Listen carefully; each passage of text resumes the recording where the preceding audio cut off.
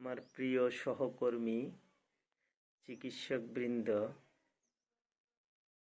নবীন চিকিৎসকগণ, তোমাদের উদ্দেশ্যে আজকে একটি বিষয় নিয়ে আলাপ করব।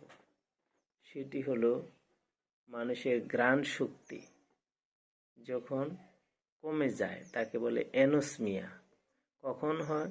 বিভিন্ন রোগের কারণে, নাকের মধ্যে পলিপাস বৃদ্ধি পেলে, সর্দি কাশি হলে, নাকে আঘাত লাগলে, নাকের ভিতরে ক্ষত সৃষ্টি হলে, তাছাড়া আরও অন্যান্য কারণে নাকে গন্ধ পায় না।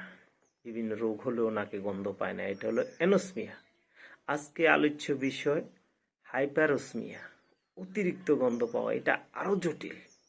গন্ধ না পেলে মানুষ ঘুমাতে পারে, খাইতে পারে, বসতে পারে, চলতে পারে, কিন্তু গন্ধ যে কোনো জায়গায় গেলে, ভালো পরিবেশও সে তীব্র গন্ধ পায়। সুগন্ধ হতে পারে, দুর্গন্ধ হতে পারে।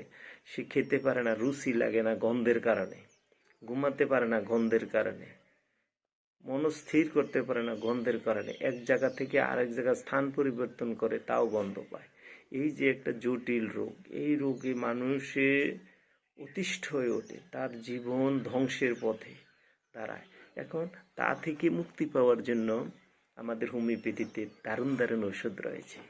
সেগুলো আমরা ক্যান্ট রেপার্টরি থেকে আলোচনা করব। মহামতি জেমস টাইলার ক্যান্ট এর repertory of the homoeopathic medica বইয়ের 349 পৃষ্ঠায় নোজ অধ্যায়ে রুব্রিক হলো স্মেল, ঘ্রাণ শক্তি, অ্যাকুইট, তীব্র ঘ্রাণ শক্তি অর্থাৎ হাইপারোসমিয়া। এখানে ওষুধগুলো লাল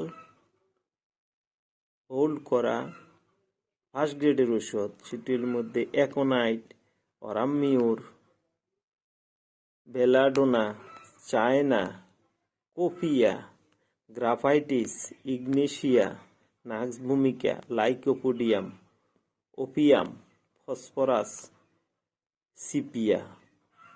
সেকেন্ড গ্রেডের নীলবর্ণের ইটালিক ওষুধগুলো agaricus, anacardium, arsenic album, baryta carb, calcarea carb, carbo এস, chamomilla, cocculus, colchicum, conium, hepar sul, hypericum, kalmia, latifolium, লাইসিন, প্লাটিনা, নাক্স মস্কেটা,